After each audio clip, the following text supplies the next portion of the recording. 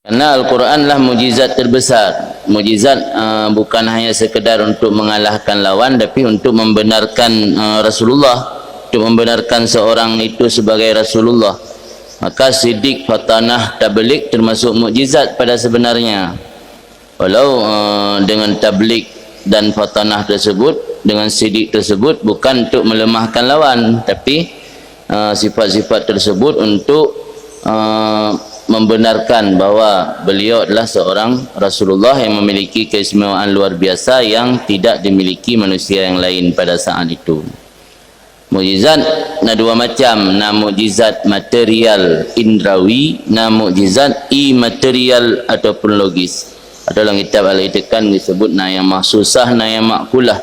Mukjizat-mukjizat Nabi sebelumnya sifatnya mahsusah semua. Itu lagi perahu Nabi Nuh, tongkat berubah jadi ular, itu semua mukjizat mahsusah. Karena umat dahulu beda kecerdasan dengan umat Nabi Muhammad. Umat Nabi Muhammad kecerdasan banyak menggunakan akal.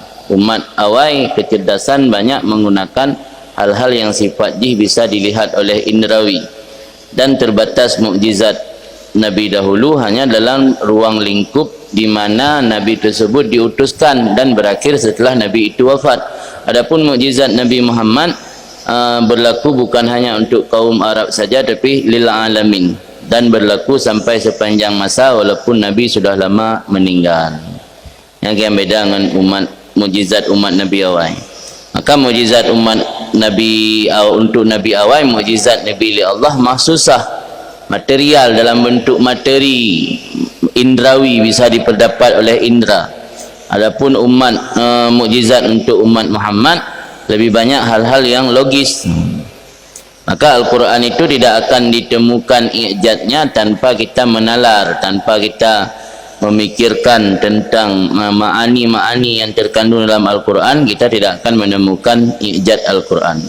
Maka perlu ilmu balaghah, karena ilmu balaghah salah satu media yang menampakkan i'jaznya Al-Quran. Tanpa pengetahuan tentang balaghah, kita tidak akan tahu keindahan dan ma'ani-ma'ani asrar yang terkandung dalam Al-Quran.